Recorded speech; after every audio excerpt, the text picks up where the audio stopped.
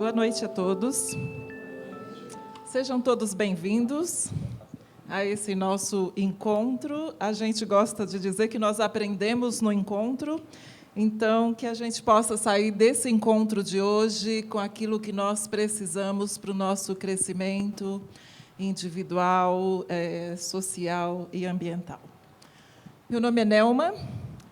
Atualmente estou na diretoria da Unipaz de São Paulo e na coordenação do curso de Psicologia Transpessoal. Atuo como coach, especificamente em processos de transição, e como facilitadora de programas de transformação social, de transformação pessoal, principalmente na área ambiental. Muito bem. Nosso encontro de hoje, então, tem como tema a cura, a trilha dentro da virada Zen, a trilha está dentro da trilha cura, e o tema são os novos caminhos da cura, estados de consciência, meditação e práticas integrativas. Então, dentro desse movimento terapêutico que a gente vem vivenciando ao longo desses últimos 50 anos, aproximadamente, o quanto as práticas, as técnicas e as ferramentas terapêuticas têm crescido e o quanto esse movimento tem se ampliado.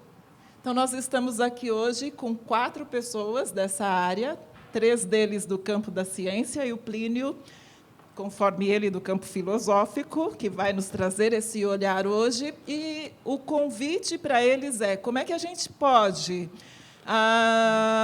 conhecer um pouco mais com esse olhar das práticas integrativas ou das práticas de cura, dentro de uma abordagem mais na dimensão transpessoal, como a gente pode se apropriar cada vez mais desse conhecimento e transitar com ele com muita consciência.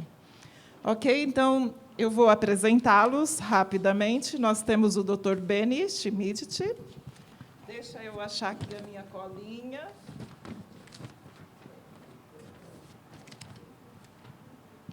Dr. Benny é médico,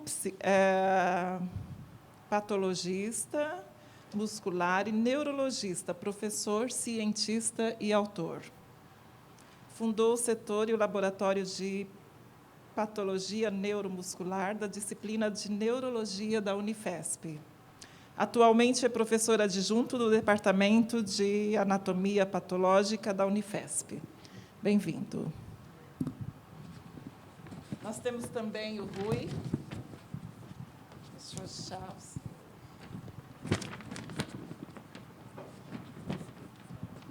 Rui Afonso é pós-graduado em Atividade Física e Qualidade de Vida, Fisiologia do Exercício e Medicina Comportamental.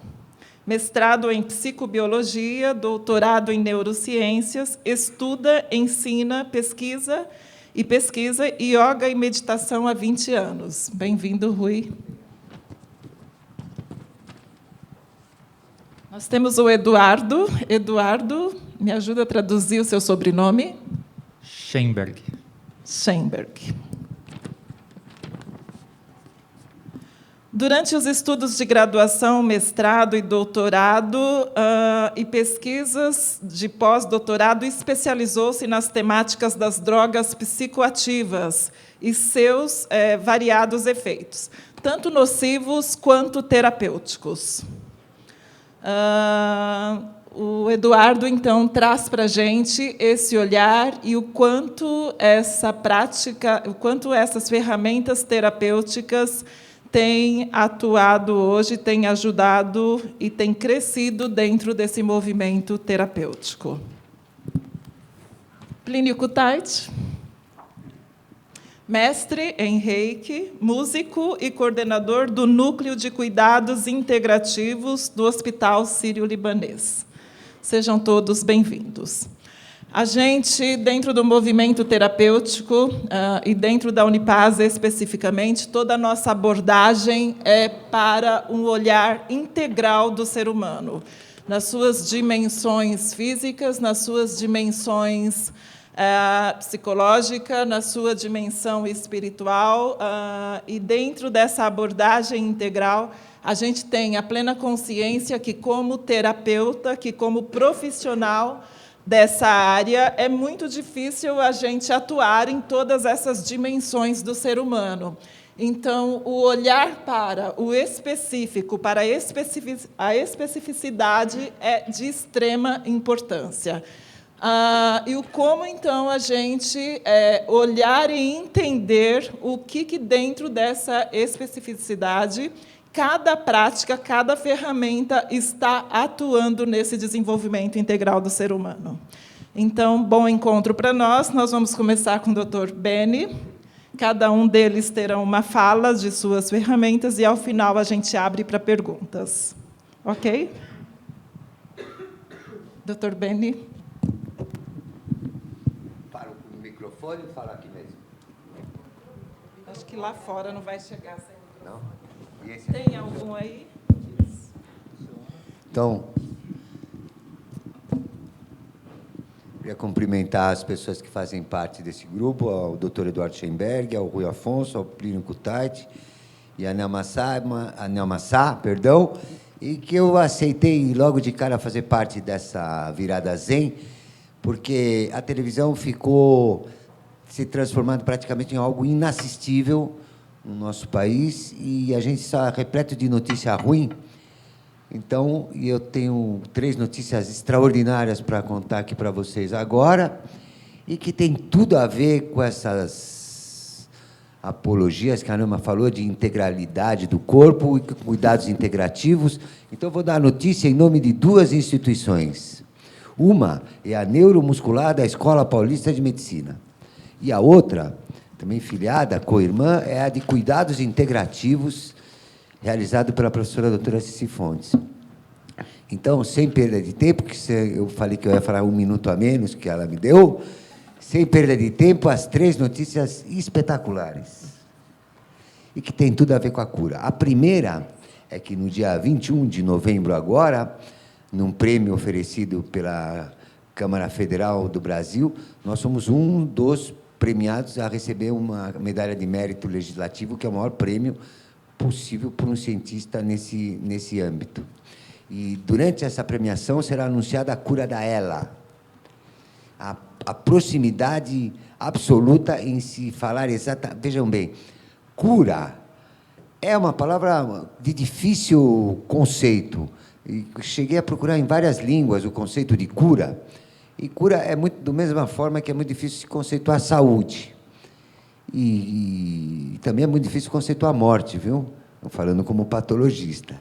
Mas cura, apesar dos múltiplos conceitos que ela pode fazer com que a gente pense neles, será anunciado o sucesso incrível de um centro de reabilitação aqui no Brasil, próximo à Escola Paulista de Medicina, feito por praticamente só estudantes da Neuromuscular da Escola Paulista de Medicina, no tratamento dessa doença chamada esclerose lateral amiotrófica, que é famosa por causa do balde do gelo, e por aquele cientista chamado Stephen Hawking, né, que faleceu, e que quase todo mundo acredita que ele morreu de ELA. Na minha opinião pessoal, já me posicionei a esse respeito, ele não tinha ELA, mas, em todo caso, a ELA é uma doença muito cruel, para quem não sabe. Normalmente, ela termina de uma maneira que as pessoas só conseguem movimentar, só para situar vocês de que doença a gente está falando, só conseguem movimentar a musculatura dos olhos, e as pessoas acabam aprendendo a escrever com uma aparelhagem que hoje que faz um televisionamento assistivo, que é extremamente interessante e possibilita essas pessoas poderem escrever. Tem uma mulher muito famosa, que agora me fugiu o nome dela, eu sempre esqueço ela, foi paciente da escola, que escreveu um livro maravilhoso, sendo portadora de ELA. Então, a primeira notícia é essa. E qual é a cura? E a cura está mais próximo da Nelma ainda. A cura não tem medicação, não tem remédio de terapia gênica, não é produto da indústria farmacêutica, muito pelo contrário, porque hoje as pessoas acham que a indústria farmacêutica vai salvar todas as doenças no futuro próximo, e isso está muito longe da realidade. Então, o tratamento desses pacientes que evoluíram de maneira espetacular se fez com psicoterapia. Se foi observado que os pacientes de ela têm uma vida familiar extremamente conturbada e que precisam de apoio de psicoterapia, e a gente tem sensibilizado a classe médica de que os médicos precisam aprender, de uma vez por todas, que as emoções humanas podem adoecer a gente. E as múltiplas doenças neurológicas que fazem a incidência, a prevalência de toda a patologia humana na nossa sociedade está intimamente religada com a psique humana e que é desvalorizada. Então, outro motivo de ter aceitado esse evento é para valorizar a psicoterapia, que, por exemplo, nos casos de ela, se mostraram fundamentais. Eu acho isso uma notícia legal, porque eu espero que com essa... já houve um trabalho publicado, porque na medicina não adianta só falar, tem que publicar em revista científica para ter algum valor. Não é que nem na televisão, que qualquer um pode falar o que quiser lá. Então, foi publicado no último Congresso Brasileiro de Neurologia, e agora está sendo preparado um paciente extraordinário, de 10 anos com ela, tetraplégico, com traqueostomia, gastrostomia, que está de pé na piscina, dando o primeiro passo, em pouco tempo, e que será publicado lá. Existe um congresso só de esclerose lateral amiotrófica, que se realizará em 2019, na Austrália, e que nós já estamos preparando para se publicar isso para a comunidade científica, para a literatura mundial. Com psicoterapia e com mais inteligência, uma prática que chama inteligência neuromuscular, que fala das propriedades do músculo esquelético. E, em relação aos cuidados integrativos, quero chamar a atenção da yoga. Olha, eu sou patologista muscular. Aliás, eu sou o último patologista muscular do Brasil vivo. Então, sou o único, o último que restou. Patologista muscular é o indivíduo que entende de músculo, o que o músculo faz, como ele se contrai. Sabe que, por exemplo, não existe relaxamento muscular, não existe, alongamento muscular. Enfim, sabe coisas que não pertencem à mídia, pertencem à escola de medicina, que é o lugar de se aprender medicina. Esse é um patologista muscular. Então, de posse dessa matéria, mais a psicoterapia, mais a yoga, eu chamo a yoga, eu coloco paralelamente à meditação, tem importância, sim, nesses pacientes. Eles fizeram prática de meditação e de yoga, mas o que eu queria falar mesmo com o patologista muscular é que eu vivi a vida inteira achando que, se eu corresse e nadasse, eu era o cara e nada ia acontecer para mim. E aí a vida foi passando, eu envelheci, agora eu sou idoso, e o que acontece? Apesar de ser um idoso teimoso, continuo praticando bastante esporte, mas vi que não é bem assim. A yoga substitui, a yoga talvez seja o melhor exercício que um ser humano pode praticar para viver com saúde e gozar a plenitude da vida, porque ela mexe com músculos que a natação e a corrida nem passa longe. Inclusive, os músculos que a yoga pode hipertrofiar, ganhar massa muscular, na corrida e natação eles diminuem de volume, na verdade eles se atrofiam pela intensidade do movimento. Essa é a primeira notícia, é o tratamento da ELA com psicoterapia. E eu espero que, para terminar esse arrazoado, que essa psicoterapia, esse mesmo raciocínio que foi usado com esses pacientes, poderia passar para a oncologia mundial, né? Os médicos ainda não perceberam que o câncer é uma ferida na alma. Eu falo isso desde pequenininho, eu vou completar 45 anos dando aula de medicina. Comecei com 17 anos na Santa Casa de Misericórdia, como monitor da anatomia patológica, aluno Walter Guilherme Maffei.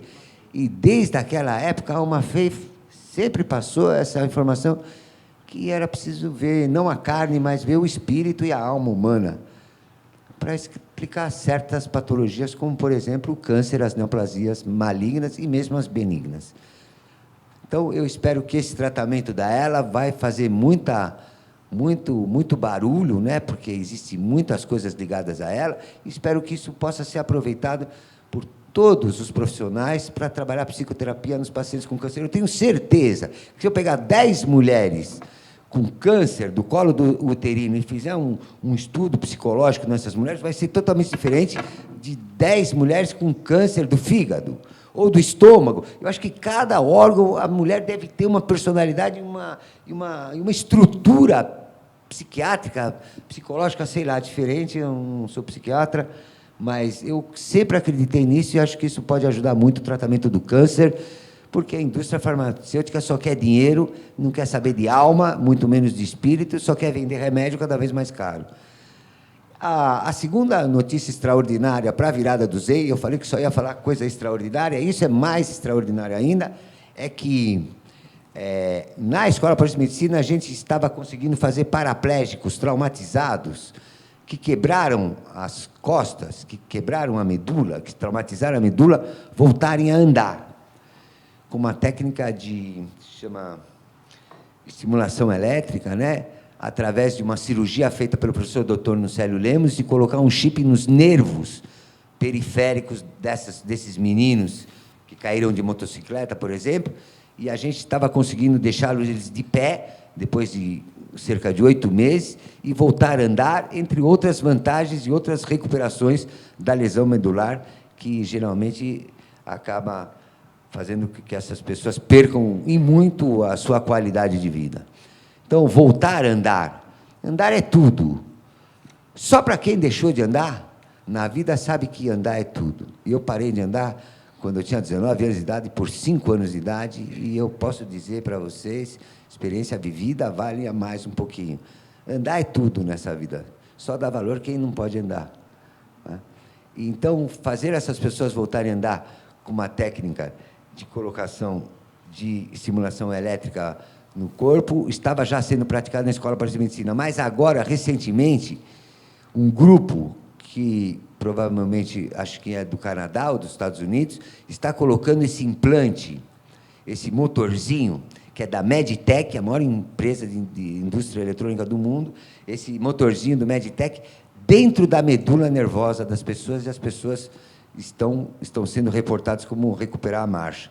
Então, voltar a andar, para as pessoas que não podem andar, é um sonho, e esse sonho está muito próximo, e, conforme eu falei, a primeira notícia é que dá mais valor às psicólogas, à psicologia, à psiquiatria, porque as pessoas poderiam melhorar a sua qualidade de vida se tivesse, talvez, existe um programa no YouTube de Ciência Livre, que eu entrevisto as pessoas, e certa vez entrevistei um psiquiatra, talvez grande parte da população, na minha época, só ia para o psiquiatra quem tinha algum problema mental grave, quem era chamado de louco, né? E hoje as coisas mudaram, as coisas mudam, nada para. E as pessoas poderiam mudar, uma porcentagem alta da população deveria procurar um psiquiatra, principalmente depois de idoso, para revisitar sua própria vida, ver as coisas que errou e para aproveitar o resto da vida, né? Talvez com qualidade e aproveitar melhor, por exemplo, a vinda dos netos.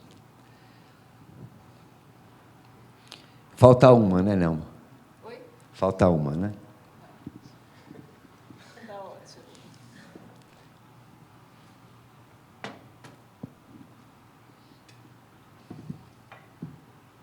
Temos ainda 5 minutos. Obrigado, não. A terceira notícia que eu quero dar é que eu vejo um movimento muito grande dos jovens, dos médicos, não só da Unifesp, apesar de eu ser da Santa Casa de Misericórdia, minha vida profissional foi toda feita dentro da Escola Paulista de Medicina.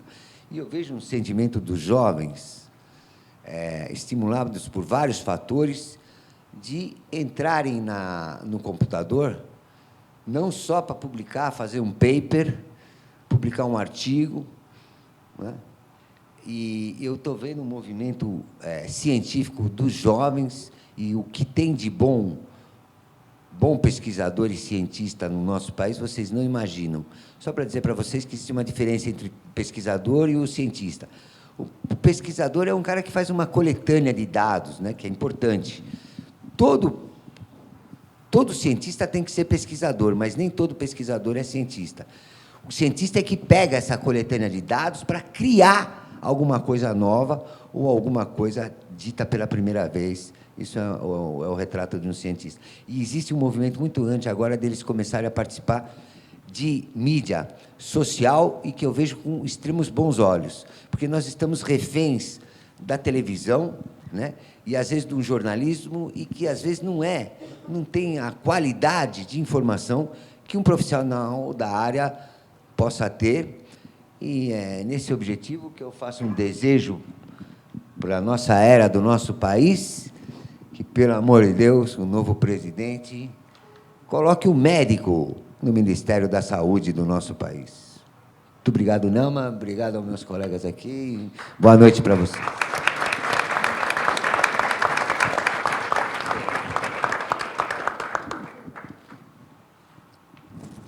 Ok, Rui, está contigo a palavra. Obrigado, Nelma. Dá para escutar aí no fundo? Pessoal, é um prazer estar aqui, né? Sempre quando eu vou ser apresentado, eu faço questão de que falem. Eu tenho 20 anos de prática de yoga e de meditação. Porque isso é importante, na medida que a gente está discutindo cura aqui, isso é importante porque eu participei da trajetória e nessa certa mudança de paradigma, vamos dizer assim, do yoga e da meditação, enquanto, há algumas décadas atrás, somente no campo do sagrado, e hoje a gente ocupa, né, e ocupa com um certo destaque, haja visto que nós estamos numa conversa trazendo o yoga e a meditação, então a gente ocupa o campo da ciência. Então, há 20 anos, quando eu comecei, no máximo, eu almejava ter um livro publicado que ia ficar guardado na seção de autoajuda. E que para a ciência isso não é nada. Qualquer um escreve qualquer coisa e publica e fica lá na autoajuda. Mas há 20 anos, quando eu tomei a decisão de seguir carreira acadêmica, pesquisando yoga e práticas contemplativas em geral, yoga, meditação, tai chi, eu vislumbrei que a gente pudesse ganhar esse status dentro da área da saúde, né? Que veio, obviamente, ajudado um pouco pela mídia. Depois que a Madonna começou a fazer yoga, a galera entra na onda. E o Sting também, falando da... Vocês lembram que o Sting falava? Né? Então, popularizou mais ainda. O Sting falava que, por causa do yoga, ele tinha uma performance sexual incrível. E isso vem... Aí, Gisele Bündchen, pronto, a cereja do bolo. E sempre quando sai essas reportagens no Globo Repórter, na segunda-feira, as salas elas estão lotadas, né? Mas, de qualquer forma, a minha trajetória começa como praticante.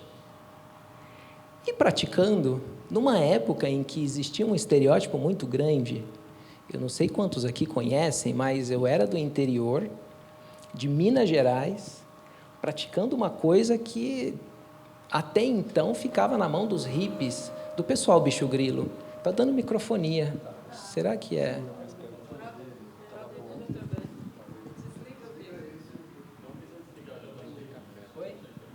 Falo aqui? Beleza. Beleza. Obrigado. Então, havia um certo estereótipo. O meu apelido na faculdade era de Agatha, porque eu gostava de fazer yoga, meditação, e existia uma novela que a Sandy ela morava numa vila hippie, a vila hippie chamava de Agatha, então o pessoal me chamava de Agatha. Mas não era isso que eu queria, porque eu percebia em mim, eu percebia uma alteração e percebia muita mudança. Então, logo que eu me formei, eu comecei a trabalhar com grupos principalmente de idosos.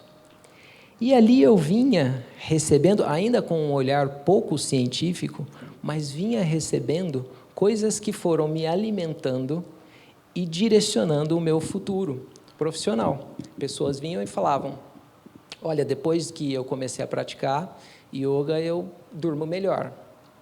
E isso era muito recorrente. Até que, perto dos anos 2000, eu resolvo escrever um projeto de mestrado.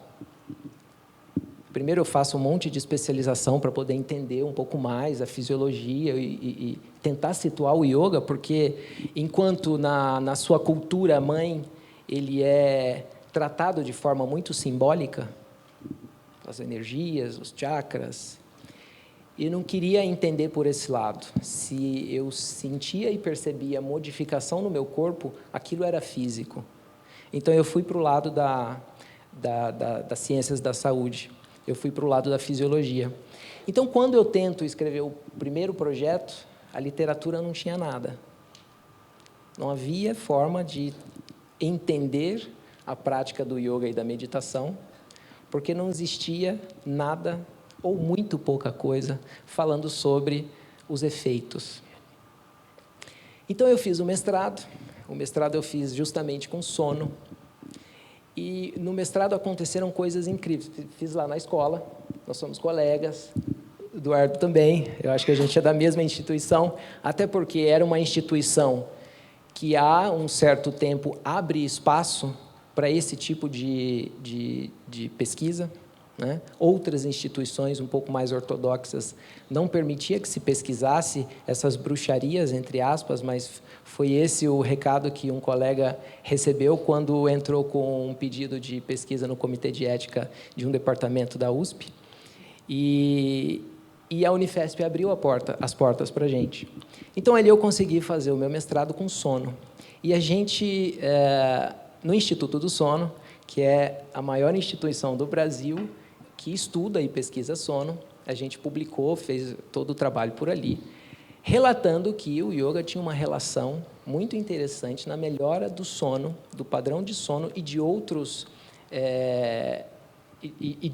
coisas, como depressão, ansiedade, das mulheres que sofriam de insônia. Então, a gente fez um estudo randomizado, controlado, como manda a metodologia científica. Então, eu trago algo que é da tradição. Os mestres nunca se preocuparam em explicar. A preocupação é fazer sentir. Então, eu trago alguma coisa que é da tradição, coloco a lente e o olhar científico e vejo que, de fato, existia um efeito muito interessante no padrão de sono dessas mulheres. E a gente atribuiu essa melhora no padrão de sono a uma questão relacionada ao sistema nervoso autônomo parasimpático. A melhora se deu a partir do momento em que você diminui a ativação simpática. Para vocês terem uma ideia, o estresse, a vida que a gente leva hoje, tem uma pegada muito forte com o sistema simpático. É aquele que te prepara para a luta ou fuga. Se chega alguém aqui e fala, é um assalto, aí vocês vão sentir o que é o sistema nervoso simpático agindo, né? Enquanto o yoga e as práticas contemplativas reduzem o tônus simpático e aumentam o tônus parasimpático.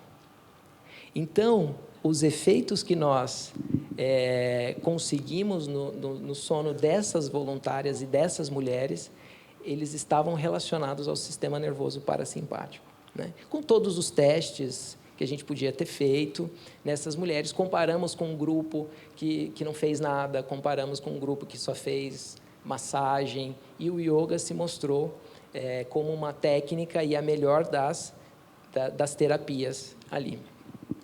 E, paralelamente, algumas voluntárias deste grupo... Então, o nosso estudo era com mulheres na pós-menopausa. E, na pós-menopausa, a mulher deixa de produzir, ou produz muito pouco, um hormônio chamado estradiol.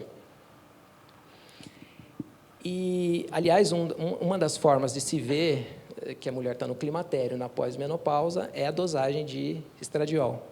E a gente acompanhava a dosagem dessas mulheres, o estradiol muito baixo, e aconteceu com algumas mulheres que já não produziam mais esse hormônio, ou produziam muito pouco. Essas mulheres tiveram um aumento muito grande deste hormônio estradiol. E, num primeiro momento, um aumento como na fase reprodutiva, como uma menina de 20 anos, talvez, né? E, num primeiro momento, a gineco que acompanhava o nosso trabalho falou, elas pode ser câncer. Só que elas estavam num ambulatório e ali foi feito todos os exames, foi feito ultrassom, todos os exames para descartar esta hipótese de câncer de útero, ovário.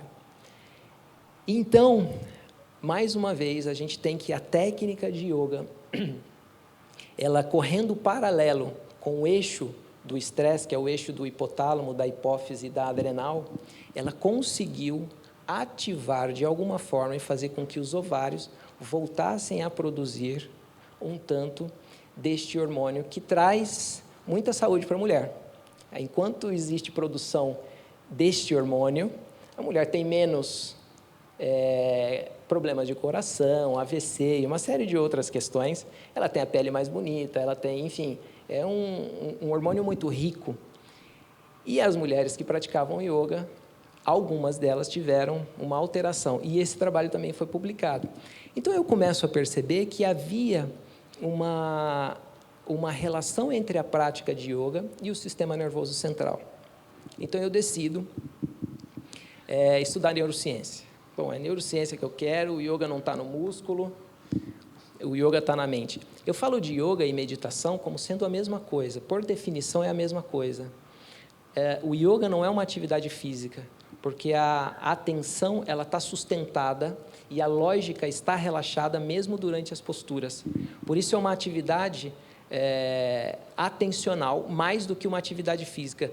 Eu estou falando isso para ficar claro para vocês, porque a gente considera como sendo a mesma coisa ou formas diferentes da mesma coisa. Yoga é meditação e Tai Chi, Qigong, né? São todas práticas contemplativas que dividem coisas em comum, como a atenção sustentada, lógica relaxada, vigilância introspectiva. Então, eu resolvi estudar neurociência. O yoga está na mente, a meditação está na mente, com repercussão no corpo. Fui para o Einstein.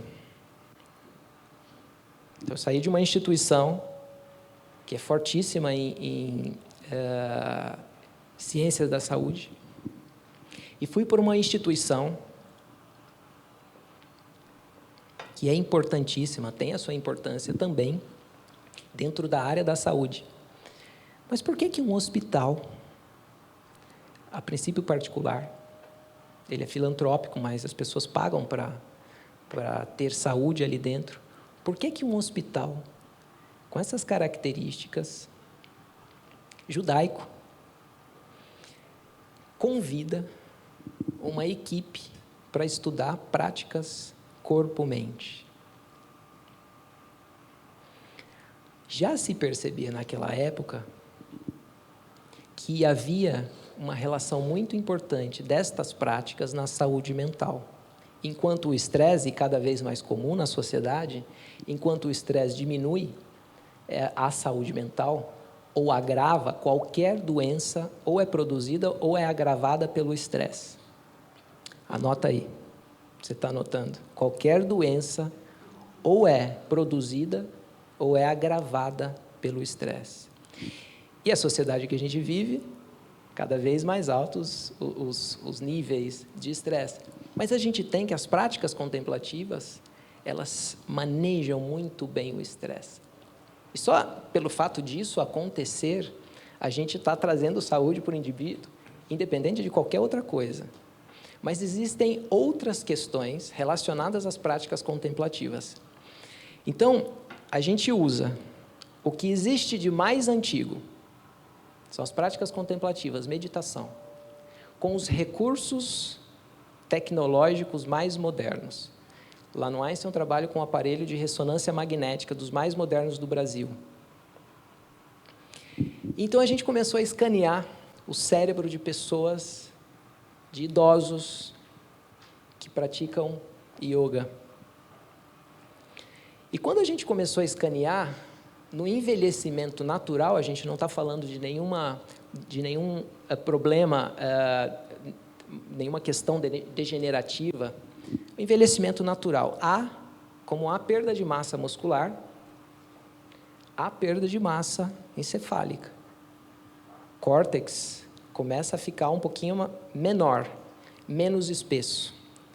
E no momento em que a gente pega idosos, comparando com idosos com o mesmo perfil, idosos que praticam yoga, idosos que não praticam yoga, a gente faz essa comparação, trata os dados, a gente é surpreendido por uma questão muito interessante.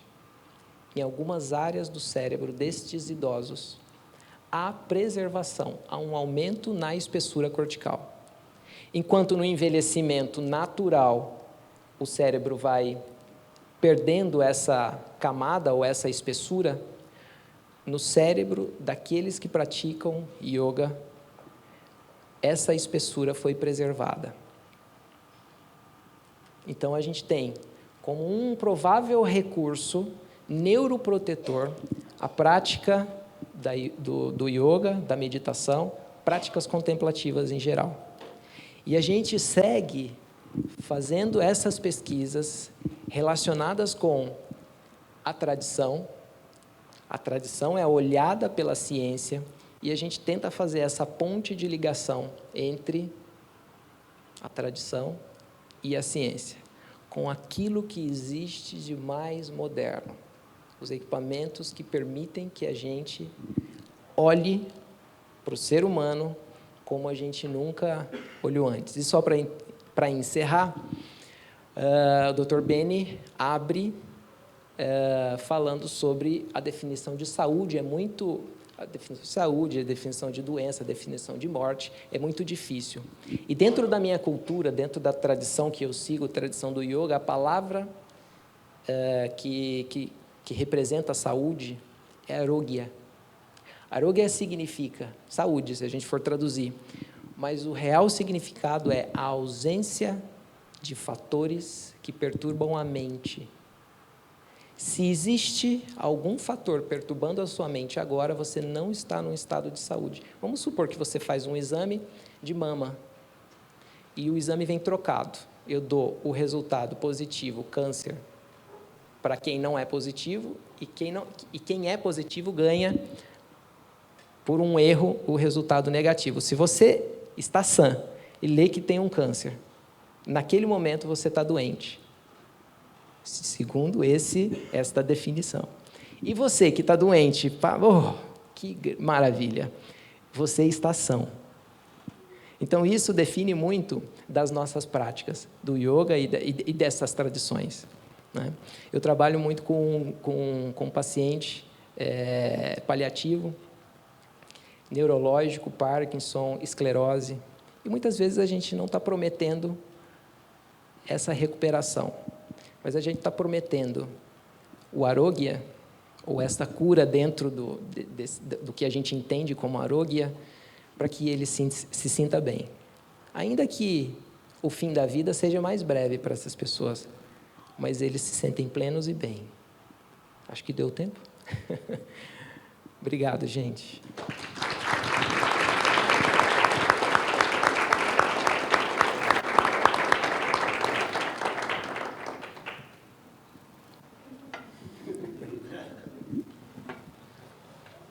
Eduardo, então está contigo. Boa tarde. Está funcionando aqui? Alô, alô? Oi, boa tarde. É um prazer estar aqui. Eu quero agradecer e parabenizar todos os envolvidos nesse evento, na Virada Zen como um todo.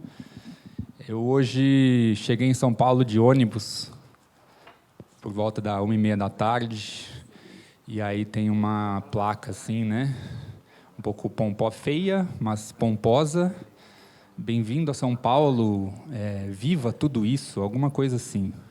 Aproveite muito tudo isso. E é legal porque o ônibus ele dá uma perspectiva mais legal, né? Você está no alto, assim. Eu não estou dirigindo, eu estou no ônibus, na janela ali, aí eu fico olhando e começou a aparecer para mim um monte de coisa que não aparece quando você está no carro, seja dirigindo ou como passageiro. E aí eu comecei a ver os córregos, né, ainda antes de chegar na Marginal, ali vindo do aeroporto de Guarulhos, e sujo. E aí eu lembrei uma vez que eu vi o Dalai Lama no ginásio de Ibirapuera, e ele iniciou falando da dor que ele sentiu no coração quando ele viu essas mesmas cenas que eu estou relatando para vocês hoje, né? E eu digo isso porque eu vou aproveitar a abertura que os colegas deram aqui para a noção de cura e de doença e de enfermidade, porque eu acho que nós estamos todos enfermos. Eu sou muito fã de ficção científica, além de ciência, e eu hoje no ônibus eu comecei a pensar e eu falei, meu Deus, essa cidade é uma mistura bizarra de Mordor, que é o vulcão maligno do Senhor dos Anéis, com Coruscant, que é o planeta-cidade do Guerra nas Estrelas. É um planeta que ele inteiro é concreto e prédio, não sobrou mais nada além disso, pura neurose. E Gotham City, que é a cidade do Batman, só que aqui parece que o Batman sumiu, faz uns 50 anos que ninguém vê. Né? Talvez um pouco de Mad Max. Então, assim, isso não é para desonrar a cidade, eu sou nascido aqui, eu sou daqui, mas há alguns anos eu saí, porque eu percebi de várias formas que a minha saúde estava dependendo um pouco disso, né, de um certo refúgio. Né? E eu, há muitos anos, venho trabalhando também com várias dessas questões. Eu pratiquei yoga durante alguns tempos, eu fiz meditação, eu me interessei por várias coisas ditas alternativas, esotéricas, espirituais. Eu estudei Gurdjieff, não sei quem conhece, mas é bastante interessante, instigante. E, num determinado momento, eu que não tinha nenhuma educação religiosa, eu fui numa igreja e eu bebi um chá, que na verdade é um chá indígena, que na igreja eles chamam de Santo Daime, e os indígenas chamam de mais de 50 nomes diferentes, mais conhecido como ayahuasca.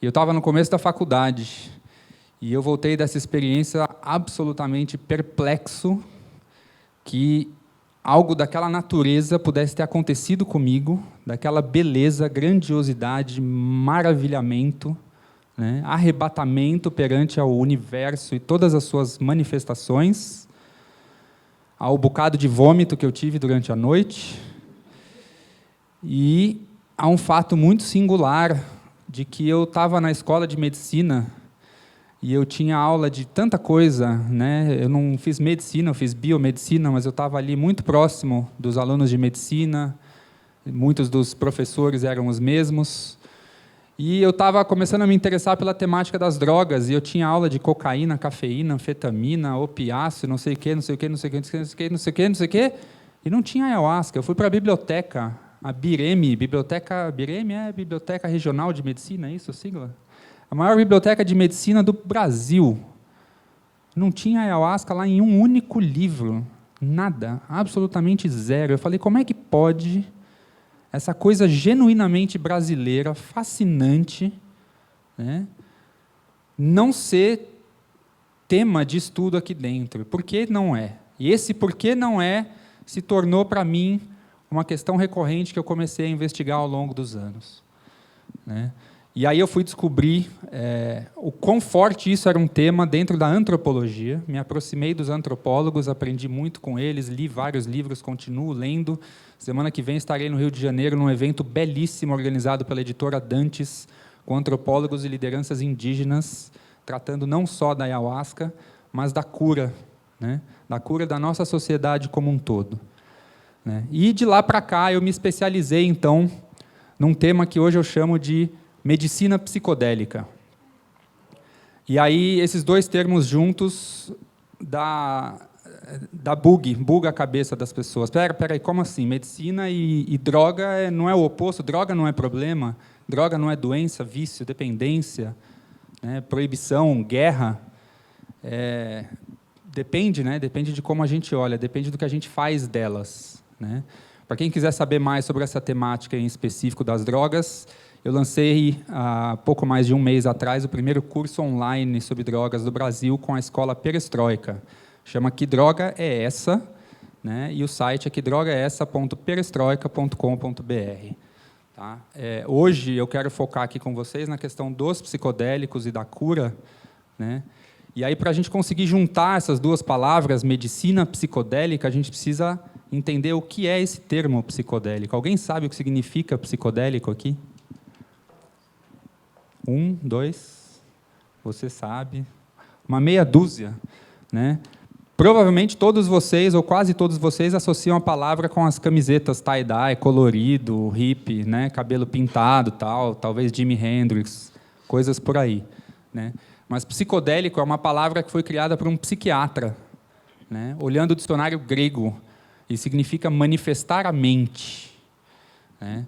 Então, medicina das manifestações da mente passa a fazer um pouco de sentido, né, para esse assunto que a gente está falando aqui hoje, né?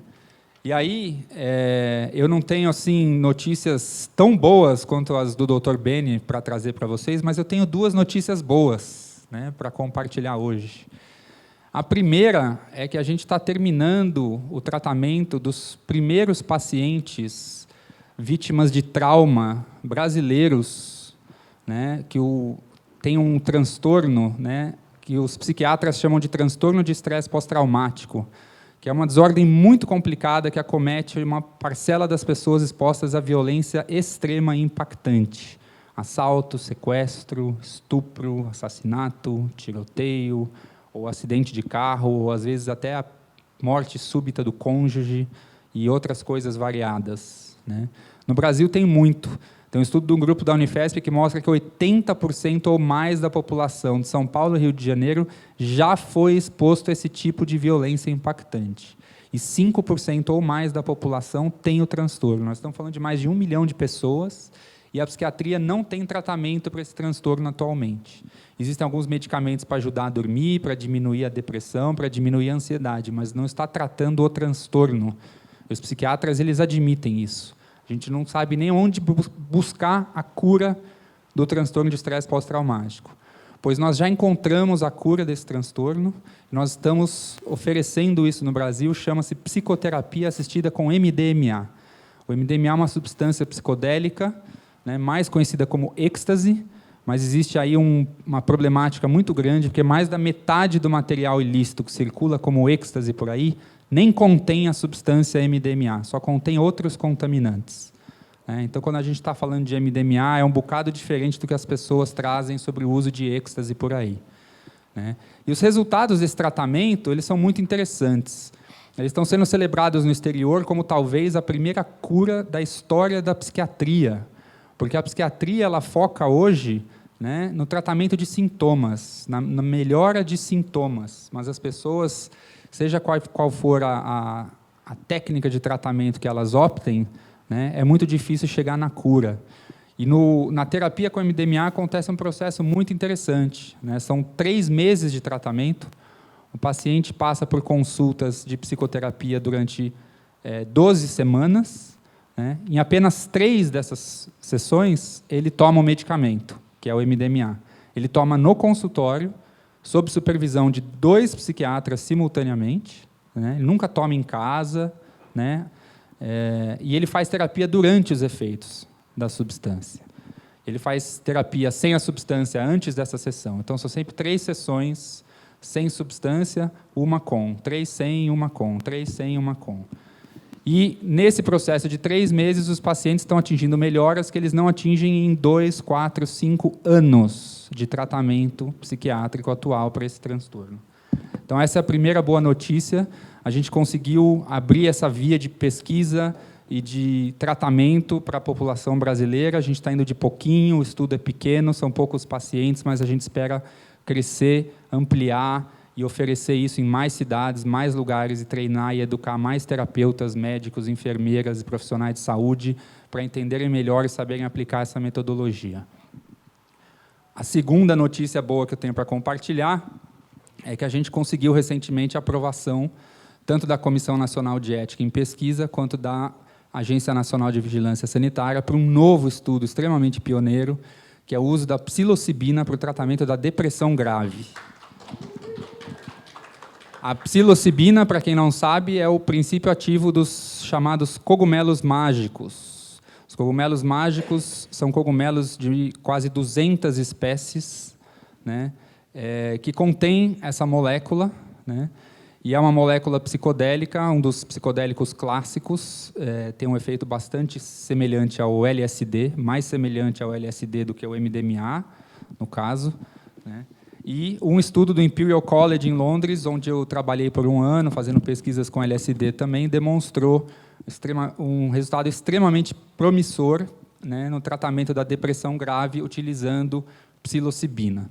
A maioria dos pacientes já tinha tentado outras medicações, sem sucesso, pacientes extremamente graves, com ideação suicida, desgosto quase que total pela vida, né, e com 1 ou 2 sessões com essa substância, com apoio psicológico constante, num modelo muito parecido com o modelo do MDMA, esses pacientes também, alguns, possivelmente atingiram o que a gente possa chamar de cura da depressão, outros não vão tão bem e voltam a ter o que a gente chama de recaídas, porque a depressão é uma doença crônica bastante complicada. O TEPT também, né, o transtorno de estresse pós-traumático, mas uma das grandes diferenças aí é que o modelo, né, do MDMA ele está sendo elaborado há muito mais tempo, ele já está mais bem desenvolvido e aprimorado.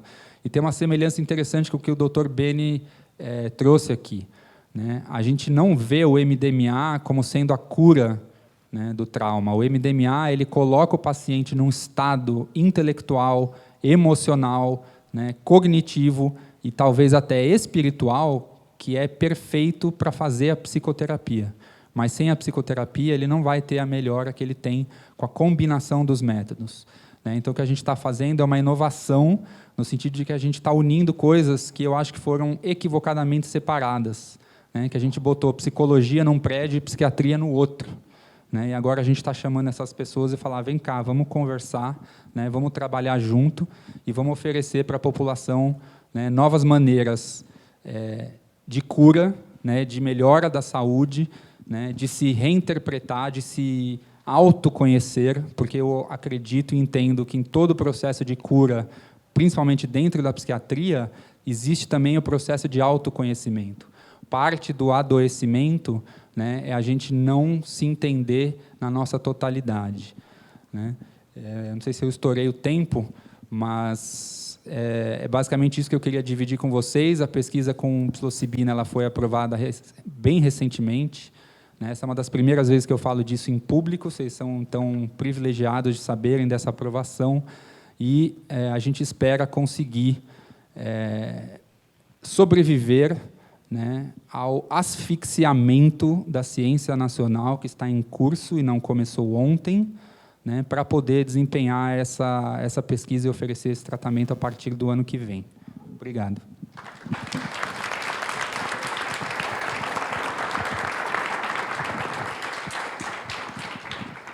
Gratidão, Eduardo.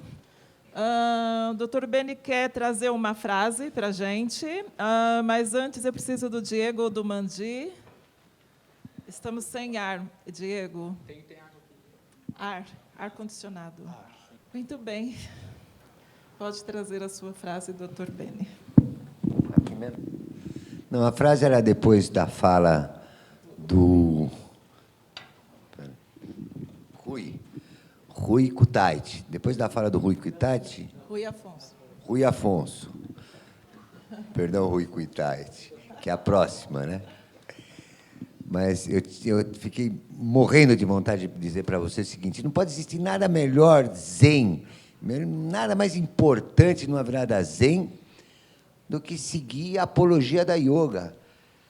Poxa, eu não tenho a menor chance de ser política, esse não é o destino da minha vida, porque eu mataria todos eles. Mas eu posso dizer, como patologista muscular, a Escola Paulista de Medicina tem o maior arquivo de patologia muscular do mundo, que nada pode ser melhor, nada pode ser mais zen do que dizer para uma pessoa, mesmo os jovens que eu estou vendo aqui perto de mim, a prática do yoga. A prática do yoga está intimamente ligada à saúde humana e à completude e a viver, porque a gente não consegue respirar mais. E uma das coisas mais sensacionais que o yoga faz é que as pessoas prestarem atenção. A gente respira bilhões de vezes durante uma existência e não presta atenção na respiração.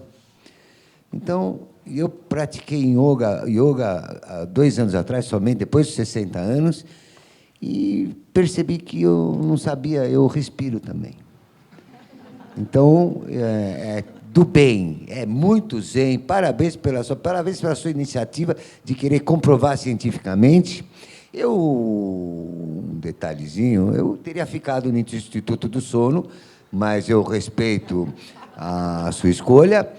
E ela é muito bem-vinda, porque a gente tem que enxergar de vários momentos uma questão tão importante, e eu sou totalmente a favor, como patologista muscular do nosso país, eu acho que todo brasileiro deveria praticar yoga.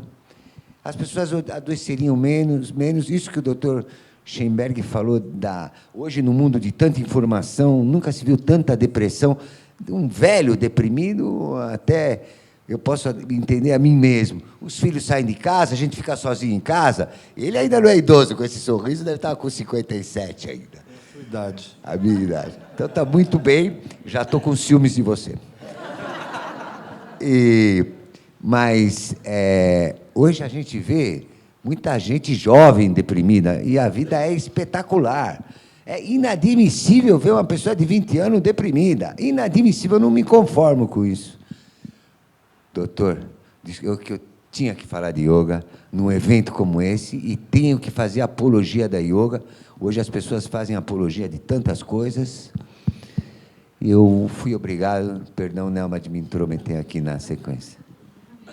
Esse aqui fica aqui. Ok, podemos continuar, então. Plínio. Além da gente ter a mesma idade, a gente estava conversando agora, nós estamos nos conhecendo hoje, mas a gente tem netos na mesma escola, imagine. Bom, essa conversa mudou um pouquinho a minha vontade de falar das coisas. Estava ouvindo o Edu falando, né, eu estava me lembrando, na minha adolescência, né, eu fiz muita ciência lá, né, desse tipo. E eu me lembro... E eu acabei, por conta de várias circunstâncias, da idade também, da época que a gente era adolescente, ali, na década de 70, eu acabei passando 4, 5 anos sem estudar, depois do que a gente chamava ginásio, né? Isso, meu pai era um médico, cientista de carreira universitária, para ele era muito difícil isso. Mas um dia, depois de 4, 5 anos sem estudar, eu resolvi estudar medicina, né? Foi um grande espanto na minha família.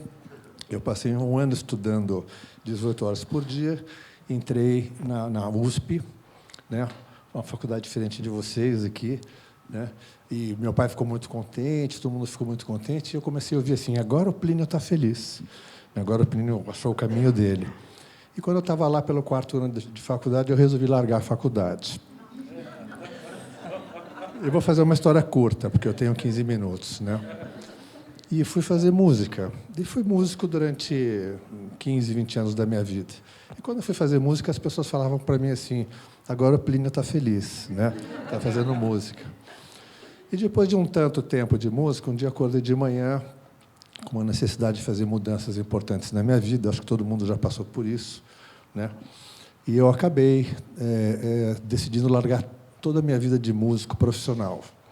Eu não queria mais trabalhar com a música, eu queria que a música estivesse num outro lugar na minha história, né?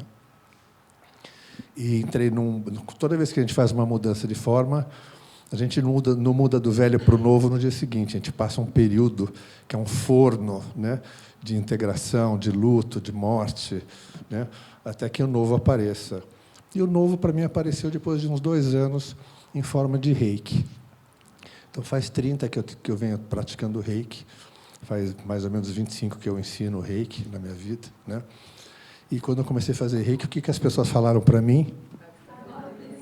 Agora o Plínio está feliz, né? Bom, 12 anos atrás, 11 anos atrás, eu acabei me encontrando com o trabalho de medicina integrativa no Einstein. Trabalhei 1 ano lá, no começo do grupo, lá com o Paulo de Tarso. E depois de 1 ano, acabei indo para o Sírio, onde eu estou há 10 anos. Agora, o Plínio está feliz, né? E por que eu acho importante essa apresentação também, né? Porque é muito interessante como a gente, às vezes, é incapaz de reconhecer que tem alguma coisa que vive lá dentro e que é eterna, e tem uma coisa que vive em volta, que a gente chama de forma, e que não é eterna, que morre. Então, toda vez que a gente é capaz de reconhecer que alguma coisa morreu, que um conjunto de formas morreu, a gente dá a chance para que a nossa essência permaneça viva, né? Então, na verdade, sempre me senti feliz e nunca senti que teve uma fase da minha vida que se rompeu. Eu tenho uma sensação da continuidade, né? Isso, para mim, é muito importante. Isso introduz um pouco do que eu quero falar também, né, em termos de saúde, né? A minha historinha, não levem muito a sério, a minha historinha básica é assim: eu acho que a gente vem para esse mundo, a gente sai da nossa perfeição e a gente vem aqui para esse mundo, a gente toma um comprimidinho, ou a gente passa por algum tipo de processo, que quando a gente chega aqui, a gente esquece de quem a gente é. E o desafio da vida é justamente a gente lembrar quem a gente é, né? Nós não temos que ser alguma coisa que nós não somos, a gente só tem que lembrar quem a gente é, né? E, para mim, isso é parte muito da nossa doença. Essa é a nossa maior doença, é o esquecimento, né? E o que eu sou com um S minúsculo, o que eu sou com um S maiúsculo, são coisas muito diferentes. E aí está a nossa grande doença. Então, esse processo de aproximação é muito importante, né? Tem uma frase numa escritura apócrifa que dizia o seguinte: em meu ser que passa, eu me lembro do ser que eu sou. Em meu ser que passa, com S minúsculo, eu me lembro do ser que eu sou, com S maiúsculo, né? Então, eu sinto que o processo de cura da gente nada mais é do que esse processo de aproximação consigo, de lembrar quem eu realmente sou, de me reconectar com a minha verdadeira natureza. Quanto mais a gente está distante disso, em termos de consciência, mais frágil a gente está e, possivelmente, adoecendo de todas as formas que é possível adoecer. Então, para mim, é interessante pensar a palavra cura, o conceito de cura, assim, num sentido amplo, como um caminho que me leva em direção a mim mesmo, ao meu estado natural, equilibrado e saudável, numa infindável aproximação com a minha inteireza e com a consciência e o respeito pelas leis que regem a minha natureza humana. Uma frase comprida, mas que fala do processo de cura. Se a gente falar de caminho espiritual, eu diria que, num sentido amplo, caminho espiritual é um caminho que me leva em direção a mim mesmo, em direção à minha inteireza, né? Em direção à minha consciência e o respeito pela natureza, pelas leis que regem a minha natureza humana.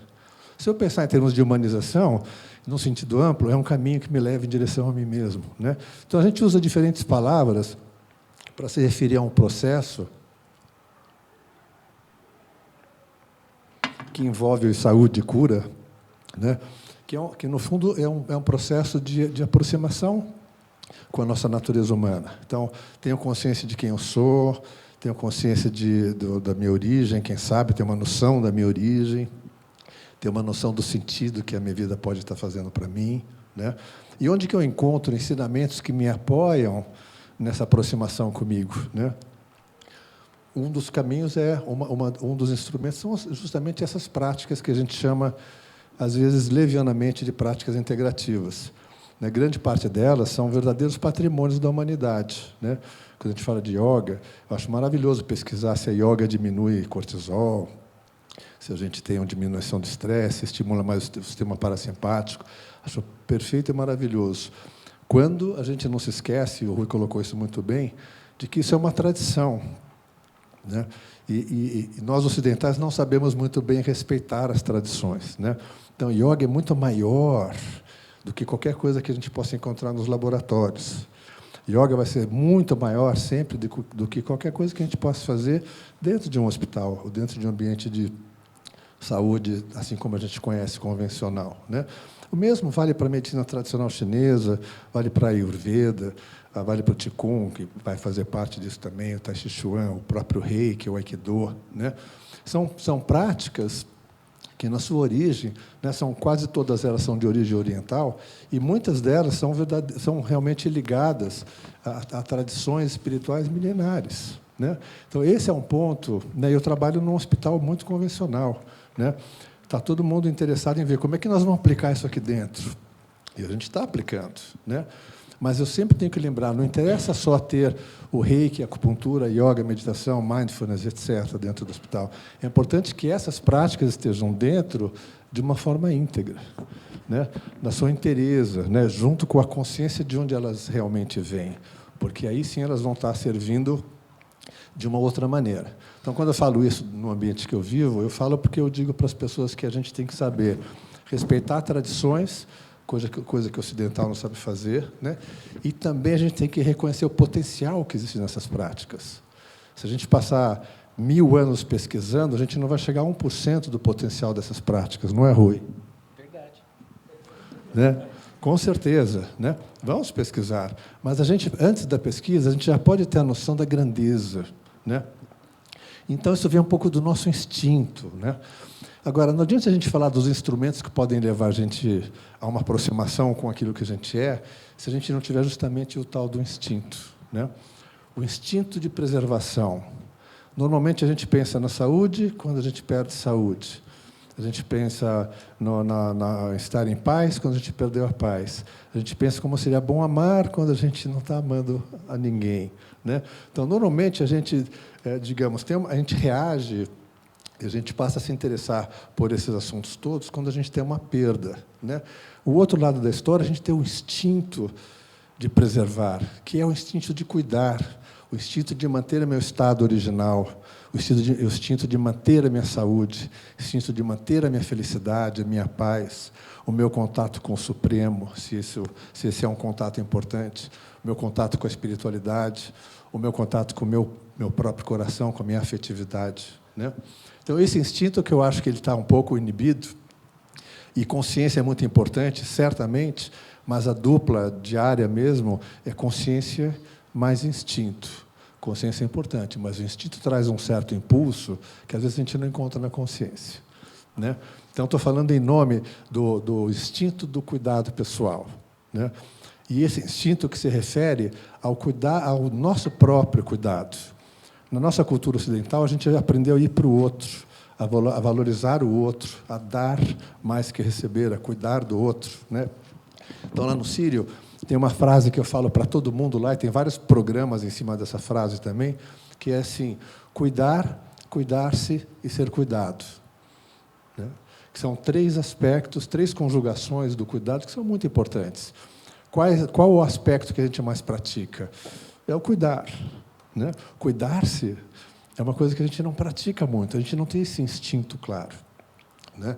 Então, o meu voto, né, a minha atenção e o meu convite para as pessoas e para mim mesmo, evidentemente, é da gente despertar esse desejo, essa vontade, esse instinto de ter uma vida suprema, maravilhosa, cheia de felicidade, cheia de saúde, cheia de alegria. E não uma vida razoável numa cidade grande, né? Da gente realmente abrir as asas, a gente expandir o que nós somos por natureza como seres humanos, né? Então, as práticas integrativas, de novo, eu acho um nome um pouco leviano para isso, mas entendo que é um nome usado hoje em dia, né?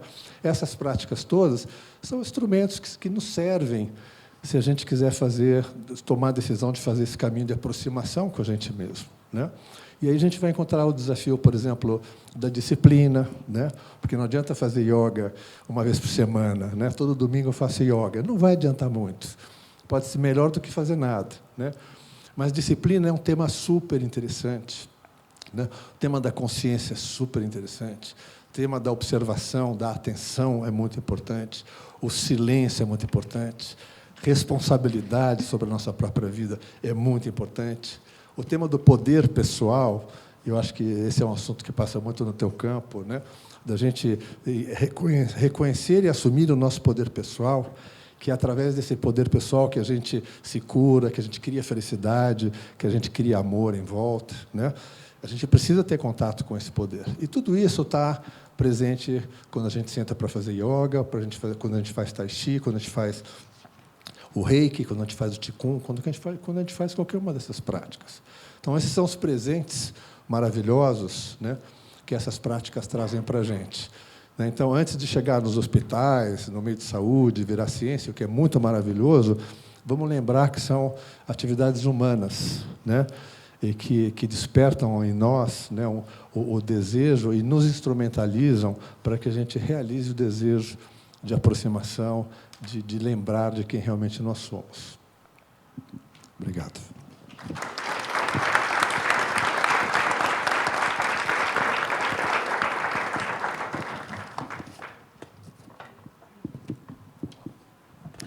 A gente tem 40 minutos do nosso tempo ainda à disposição.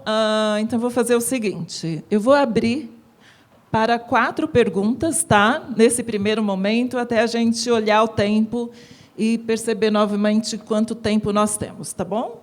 Então, a gente vai gerenciando esse tempo juntos. Eu também tenho algumas perguntas, mas eu vou abrir para vocês primeiro, e se não sair essas perguntas, eu volto para as minhas, ok? Muito bem. Perguntas, quem quer fazer? Temos 5 pessoas que levantaram a mão, tá? Eu vou começar com os 2 lados de fundo, tá bom? Depois aqui e depois aqui. Diego, nós temos um microfone solto aqui. Obrigada. Boa noite. Tem 2 perguntas, na verdade. A primeira para o professor Rui e a segunda para o professor Eduardo. Professor Rui, as mulheres que você comentou, que tiveram aumento do estradiol, vocês conseguiram observar algum fator em comum entre elas para explicar esse aumento? E a segunda, professor Eduardo, é um assunto que ele não abordou aqui, mas existe algum estudo que mostre aumento de DMT em pessoas que praticam religiões de transe mediúnico? Quando a gente começa uma pesquisa, a gente sabe o que a gente quer pesquisar, mas muitas vezes a gente é surpreendido por outras coisas. Foi o que aconteceu nesse trabalho. Então, a gente não queria pesquisar diretamente produção, aumento na produção de estrógeno, estradiol, mas como a gente fazia exames de rotina nelas, a gente percebeu esse aumento. Obviamente que se a gente tivesse feito um estudo para observar e acompanhar isso, a gente teria visto o que havia de comum para que elas tivessem isso, mas infelizmente a gente não acompanhou isso. Eu não posso te responder o que elas tinham em comum, né? Mas aconteceu.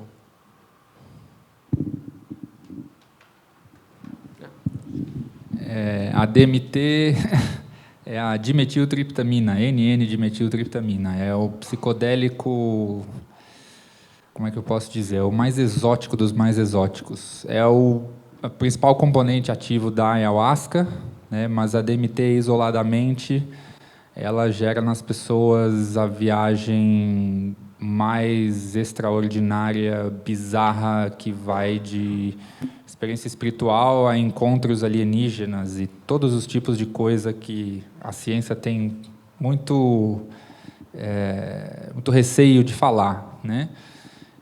Mas isso está sendo estudado já, né? Agora tem um interesse renovado nisso. O próprio grupo lá do Imperial College, eles estão injetando DMT na veia de voluntários e fazendo neuroimagem e pedindo para os voluntários descreverem o que está acontecendo na mente ou na consciência, na alma deles. E a DMT está também associada com uma série de teorias bonitas, mas provavelmente todas erradas, apesar de bonitas.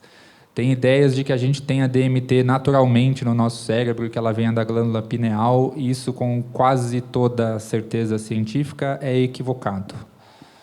Se a gente tiver DMT nos nossos corpos, é em quantidades minúsculas, provavelmente como um subproduto do metabolismo de outras moléculas, como a melatonina, por exemplo, que vem da pineal e que tem as suas semelhanças químicas estruturais. Então, a resposta em linhas gerais é essa. Eu não acho que os transes mediúnicos tenham a ver com DMT, assim como eu também não acho que as lindas teorias de DMT na hora do parto e na hora da morte elas venham se conferir. Eu acho que existe um equívoco de raciocínio de achar que experiências semelhantes do ponto de vista fenomenológico da consciência devem necessariamente ter a mesma causa material. Isso não é necessariamente, através da lógica, isso não precisa ser dessa forma, né? Tem várias formas de modificar o funcionamento cerebral e de modificar a consciência que vão gerar estados parecidos e que não precisam todos vir da mesma molécula. Para o professor Rui, a respeito da prática do yoga, para você ter esses benefícios que foram ditos aqui, diminuição do estresse, aumento do estradiol e outros benefícios em relação ao mal de Parkinson e tudo, qual seria a frequência? Quanto tempo você precisaria fazer para conseguir esses benefícios? Esse estudo que eu contei para você com as mulheres na pós-menopausa que tiveram uma melhora em sono, padrões de sono, depressão, ansiedade, estresse, sintomas de menopausa, elas nunca haviam praticado antes. Eram mulheres, vamos dizer, nunca tinham tido experiência nem com yoga, nem com tai chi, nem com meditação. Fizeram 4 meses de prática. Então, em 4 meses, a gente já percebe alterações, principalmente nesse eixo neuroendócrino, hipotálamo, hipófise adrenal, 2 vezes por semana, que é o que se tem, né? A gente procura não mudar muito a tradição, né? A tradição, ela de fato é importante, a gente não está criando nada novo, a gente só quer saber de fato os efeitos de uma prática a partir da ótica da ciência. E os nossos equipamentos, eles têm um limite de sensibilidade. Até 15 anos atrás, a gente nunca havia pensado na possibilidade de neurogênese. A partir do momento que a gente cria um instrumento, uma ressonância, por exemplo, que pode verificar que em algumas regiões do cérebro existe nascimento de neurônio, a gente passa a falar, não, agora existe a neurogênese. Então, isso acompanha o desenvolvimento da tecnologia, a sensibilidade dos equipamentos, né?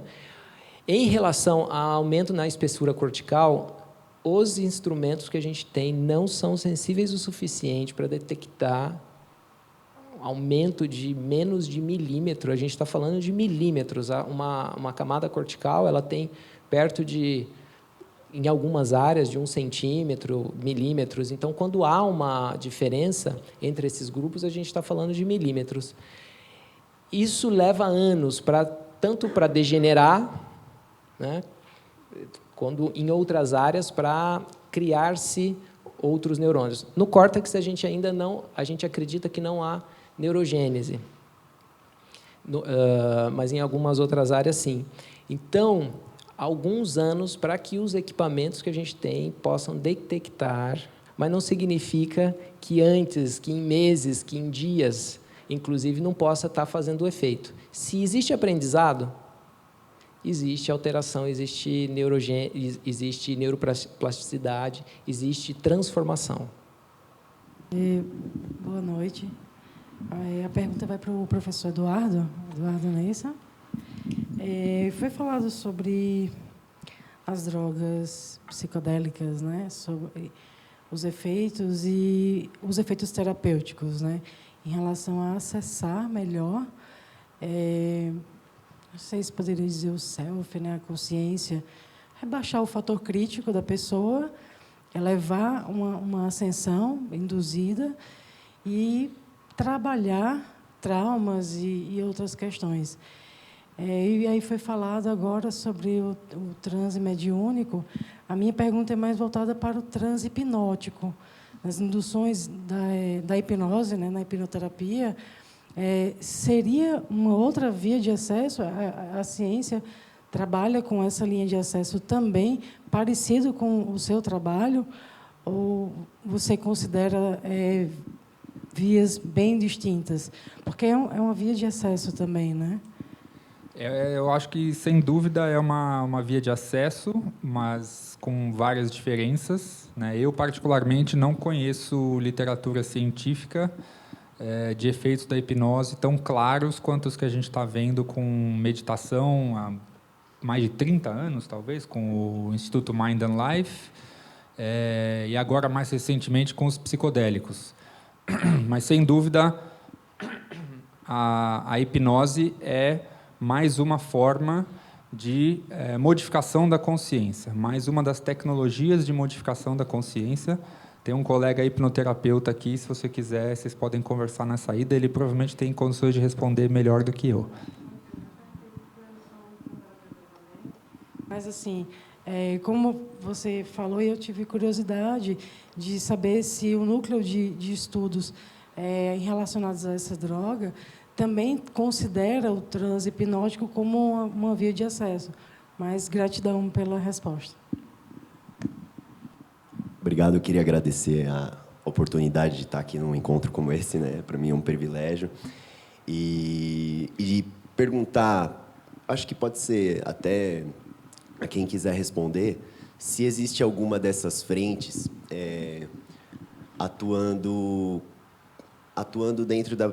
ou, de alguma forma, tentando levar esse olhar também a pacientes periféricos, se o SUS tem alguma coisa, e talvez, como é que está esse olhar para essa população que talvez seja mais afetada pelo caos diário, né? Pessoal que passa horas no transporte ou em condições de trabalho mais precárias e que não tem, talvez, um acesso a um hospital de ponta, como o Sírio-Libanês, como o Einstein, né? Se existem frentes e até algum tipo de atividade social mobilizada em torno disso, até para aproximar o yoga dessa população, que às vezes tem uma dissonância que não sei por que existe, né? Que parece que a população periférica se afasta dessas questões, né? Assim como se afasta da cultura, da arte, né? Então, se existe algum esforço no sentido de dissolver esse ruído entre essa população e o yoga e a meditação, e essas práticas integrativas, se existe algo nesse sentido. Bom, a gente Plínio, tem... complementando, já diz para a gente também como é visto hoje pela rede de saúde convencional a inserção dessas práticas dentro desse campo. Tá, deixa eu dar uma volta, então, né? Não sei se você sabe, a gente tem uma coisa que chama PNPIC, que é a Política Nacional de Práticas Integrativas e Complementares. É um programa do Ministério da Saúde, começou em 2006, né, com 6 práticas integrativas, chamadas práticas integrativas, né, homeopatia, medicina antroposófica, fitoterapia, termalismo, várias práticas que estavam ali, que estavam andando muito bem. Recentemente, de 6 foi para 29, por digamos, um decreto do Ministério, né? Então, a intenção, quando a gente pensa, que bom, né, no SUS a gente vai ter 29 práticas diferentes, isso realmente é uma ideia muito boa, né? Mas o decreto é o decreto, depois a gente tem que ver como é que isso vai se realmente implementar, né? E a gente tem muitas dificuldades, né? Então, em termos de presença dessas práticas no SUS, no Serviço Público de Saúde, não, isso está largamente acontecendo. São números impressionantes. Mas, em termos desse novo passo que foi dado, com novas práticas, com 29 práticas no total, isso está começando agora, né? Eu, pessoalmente, acho que, quando você tem uma ideia maravilhosa como essa, você tem que saber como implementar de fato. Então, como é que você capacita profissionais para isso? Como é que você dá supervisão para esses profissionais? Você imagine quiropraxia, osteopatia, né? Tem práticas que têm risco, né? Porque no serviço mais convencional de saúde, né, encontrando um pouco a conversa dela, é muito importante, a gente percebe que no mundo inteiro o que está presente são práticas de baixo risco, né? Por exemplo, yoga, meditação, reiki, né, musicoterapia, arteterapia, né? Você não fala que a gente está levando os chás do Edu lá para dentro do box de quimioterapia, porque tem muito risco. Então, existe uma coisa que chama escala móvel de evidência, né, que diz o seguinte: quanto maior a capacidade de criar dano, maior a necessidade de ter pesquisa e de ter confirmação, né? Então, quando a gente fala de práticas no sistema público de saúde que tem riscos e que não tem uma capacitação clara, uma supervisão clara, isso me assusta um pouco. Eu preferia quando tinham 6 práticas, que pudesse crescer um pouquinho mais. Mas, certamente, o Brasil, hoje, em termos de atenção primária de saúde, é o país que mais leva práticas integrativas no mundo, né? Quando você olha para a presença dessas práticas em grandes hospitais, e são grandes hospitais, não é atendimento básico primário, né? Atenção primária. Então, o Brasil é o país que mais leva isso, por incrível que pareça, né? Dentro do âmbito mais geral, e também no âmbito dos hospitais mais privados, né? Não só os grandes hospitais, né? Mas os hospitais privados, Essas práticas estão entrando aos poucos, né, como uma resposta à demanda dos pacientes. É muito importante que se diga que não são os médicos que estão decidindo ter essas práticas dentro dos hospitais. Está havendo uma resposta a uma demanda. Ah, puxa, você está fazendo reiki no hospital? Há 30 anos atrás eu fazia reiki em hospitais. Mas os médicos não sabiam, ninguém sabia. A gente entrava escondido. Não é verdade? As pessoas iam fazer um chazinho, fazer uma massagem, era tudo meio... uma coisa quase escondida, quase uma coisa proibida, né? E hoje, qual foi o grande passo? É que os hospitais estão começando a entender que há uma demanda, que há realmente uma necessidade em termos do cuidado com a pessoa. Uma coisa é tratar a doença, outra coisa é cuidar da pessoa, né? Então, em termos do cuidado com a pessoa, há uma grande demanda. Então, esses serviços começam a ficar mais profissionais dentro do hospital. Isso não significa que a gente tenha a vida fácil, né? Tem o contato com a medicina convencional é um contato que pede que a gente seja muito centrado, né? Muita yoga, muita meditação, muito reiki, porque a gente tem que ter uma comunicação muito gentil, não deixar que levantem as nossas resistências, não levantar a resistência do outro, né? Então, vagarosamente, a gente consegue. Eu estou vendo isso acontecer no Sírio-Libanês, que é o hospital mais improvável, um dos mais improváveis para acontecer isso. A gente vê que a gente tem programas para os colaboradores, que a gente atende de cuidado paliativo, que a gente atende na oncologia, que a gente atende os familiares, e tudo isso está acontecendo com mais naturalidade, porque a gente está andando vagarosamente. Ninguém está chegando lá querendo convencer ninguém de que nós temos um jeito melhor para tratar a saúde aqui. A gente está entrando com respeito, com gentileza, eu acho que esse que é o caminho, com pesquisa também, isso é muito importante. Mas, basicamente, na minha experiência, o mais importante é o contato gentil, é a comunicação aberta, não polarizar, não levantar resistência. Doutor Beni, algum complemento? Na Escola Paulista de Medicina, os cuidados integrativos, eles nasceram, eles são agora como o colega Plínio Kutaiti, que eu confundo. Tá. Então, o Plínio, ele não sei se ele pode falar, mas eu vou falar uma coisa. É perigoso ir no médico, viu? É perigoso, não é porque o médico não receita cuidados integrativos, mas é que o médico está muito influenciado hoje por essa medicina americanizada. Tanto faz o Sírio como o Einstein, eles são toda essa medicina americanizada, bitolada. Então, só receita a indústria farmacêutica, que é o maior lobby do mundo.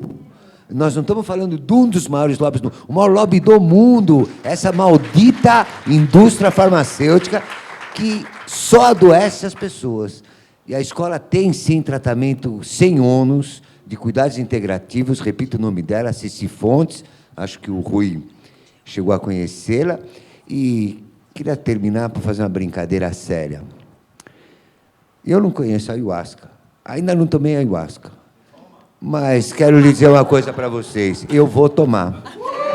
Eu vou tomar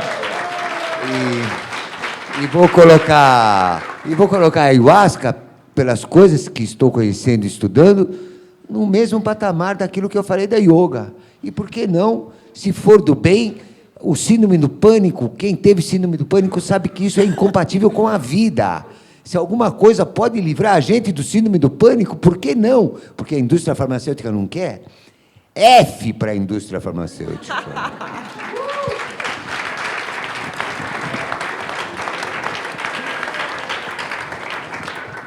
Muito bem, nós temos mais muitas perguntas.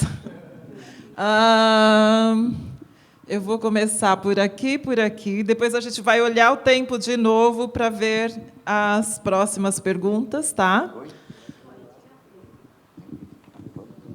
Aqui, por favor, para ela, que ela tinha erguido a mão antes de você. Depois você, depois ele, depois a gente volta aqui, tá bom? Vou ser bem direto para o doutor Beni. Músculos. Depois dos 60, é um problema porque a gente sente a musculação desmoronar um pouco, principalmente quem está indicado de tomar remédio para o colesterol. A mecânica farmacêutica anda muito empurrando nesse caso. Gostaria que o senhor falasse alguma coisa assim, a mulher depois da menopausa, com homens também depois de 60 anos, os músculos. Contar alguma coisa para complementar. E outra perguntinha direta para você. Pode tomar só uma vez o chá? Ou precisa tomar várias? Eu também estou louca para tomar. Mas não, é uma seita. Se tomar, tem que ficar tomando todo dia para o resto da vida.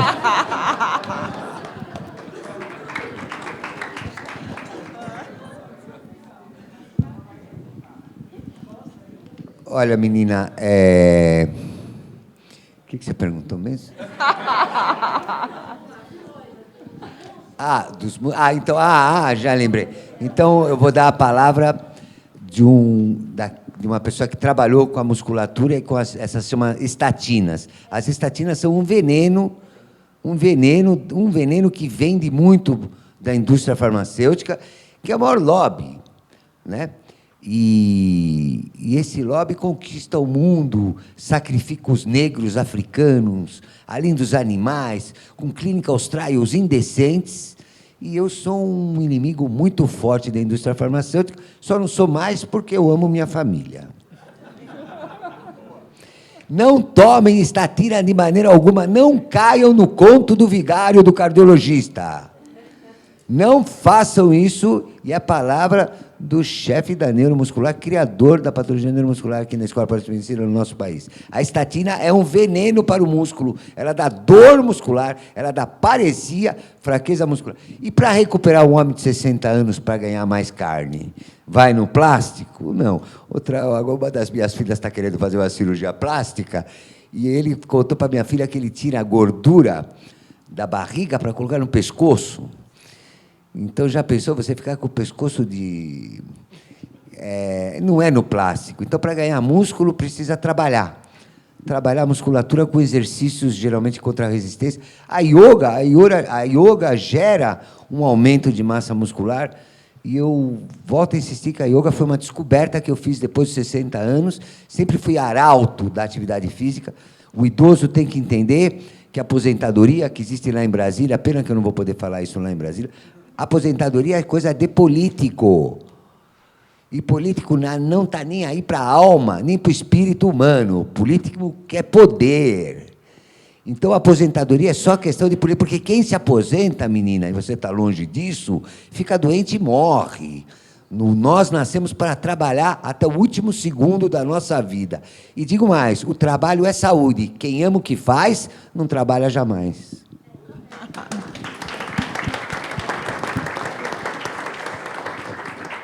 Muito bem, aqui. Minha é para o Eduardo. Em relação à ayahuasca, como você mesmo citou, ela é ministrada em vários contextos, né? Rituais xamânicos, dentro da ritualística do Santo Daime, o DV, que escuta-se músicas e tal. E os relatos de diferentes vivências, diferentes ritualísticas, eles são bastante diferentes. Né? Abrem-se diferentes portas, né, da expansão da consciência. No âmbito terapêutico, como que vocês consideram essa questão da ritualística, essa influência do externo? Legal, é uma ótima pergunta. A experiência psicodélica ela é particularmente sensível ao que a gente chama de set and setting, é o contexto e a pessoa.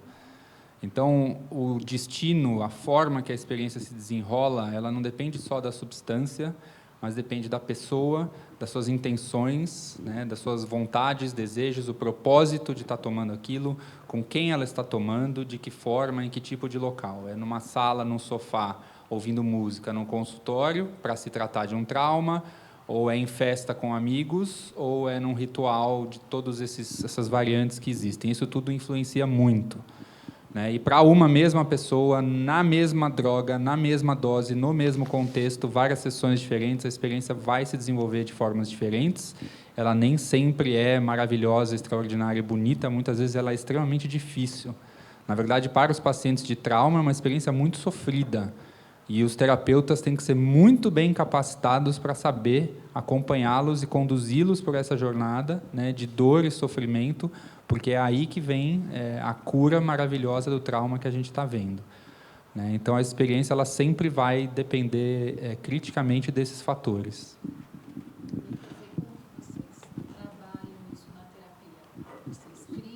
Isso é trabalhado de várias formas, né? Talvez eu não tenha respondido bem a sua pergunta. A minha resposta seria: tudo é ritual. Um consultório médico com jaleco branco é um ritual. Quem acredita naquilo tem melhores resultados do que quem não acredita. Os indígenas têm medo disso. E eles não melhoram quando recebem medicamentos que fazem que a gente melhora, parte da nossa população. Porque eles não acreditam nessa estética, nesse ritual, nesse discurso, nessa forma, no comprimido. Para eles, o comprimido não tem espírito, e tudo isso influencia. Né? Então, tudo é ritual. Né? A terapia, a medicina psicodélica dentro do consultório, ela é um ritual mais ocidentalizado, mais dentro do modelo de psicoterapia, dentro do modelo individual, uma pessoa de cada vez, dentro do modelo de confidencialidade, né, do material que surge ali, que é compartilhado, a confidencialidade paciente-terapeuta, tudo isso está ali dentro. Né? Isso é um bocado diferente da via xamânica, por exemplo, mas tem também pesquisa científica olhando para o tratamento de pacientes de estresse pós-traumático que foram para o Peru se tratar com xamãs ayahuasqueiros peruanos. Então, tem uma conexão, mas tem as importantes diferenças e variações também. Gente, nós não temos mais tempo, temos 10 minutos para encerrar. Tem vídeos na internet, todos vocês, que podem dar mais informações. Do Eduardo, eu já vi alguns. O Rui, não tem? Vai ter, né, Rui? Não? Como é? Tem blog, alguma coisa. Como as pessoas podem saber mais sobre os benefícios, sobre os limites da prática do yoga, da meditação? Aonde a gente acha? E-mail. ruiafonsobr@yahoo.com.br. Rui com I. Rui Afonso BR @yahoo.com.br. Oi?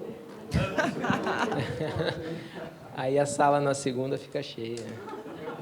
Você já percebeu que quando fala do inhame no Globo Repórter aumenta o preço na segunda?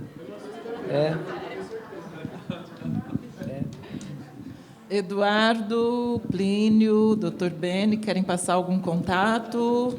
Eu estou nas redes, Twitter, Instagram, Facebook, Eduardo Schemberg. Schemberg é S-C-H-E-N de navio, B de bola, E-R-G. É aquela coisa que você foi reprimido violentamente na escola, que você jamais pode escrever um N antes do B, é o meu sobrenome. Eu, da minha parte, acho que eu gostaria de convidar vocês. A gente tem mensalmente uma reunião científica no Sírio, que é aberta, geralmente é na primeira sexta-feira do mês, a não ser que seja um feriado, como nesse mês. Então, nessa sexta-feira, ao meio-dia, no IEP, né, vocês podem encontrar lá como chegar. A gente vai ter uma aula, uma palestra com um americano que trabalha com osteopatia. Então, esses foram assuntos que interessam a vocês, da meio-dia às 2h. Tá? Se vocês quiserem pegar meu e-mail, eu dou mais informações para vocês. Plicut, P-L-I-C-U-T, plicut, @uol.com.br.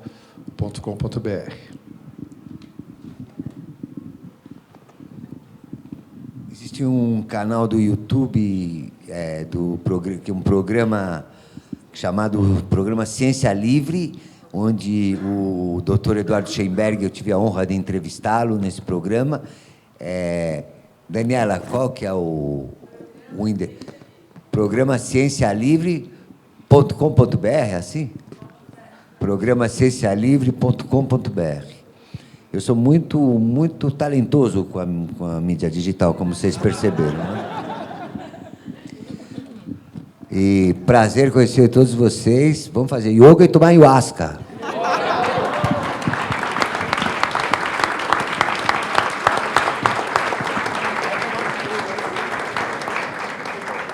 Muito bem. Primeiro, nosso agradecimento aos colegas, né? E a importância da gente fazer pontes e fazer diálogos entre a ciência, as tradições, as artes e a filosofia como fontes do conhecimento, e que todas essas fontes do conhecimento possibilitam crescimento. Outro agradecimento para a Virada Zen, para a equipe toda da Virada Zen, que tem trabalhado bastante aí, que a gente pôde estar acompanhando aí nos últimos 6 meses, o Mandi, toda a equipe, e a importância desses encontros, né, acontecerem, desses espaços de diálogo que a gente possa trazer e tirar as nossas dúvidas, né? Então, gratidão, Mandi, a Mariana Amaral, ao Diego e toda a equipe da Virada Zen, que conseguiu colocar em uma semana 800 atividades na cidade de São Paulo. É uma superprodução.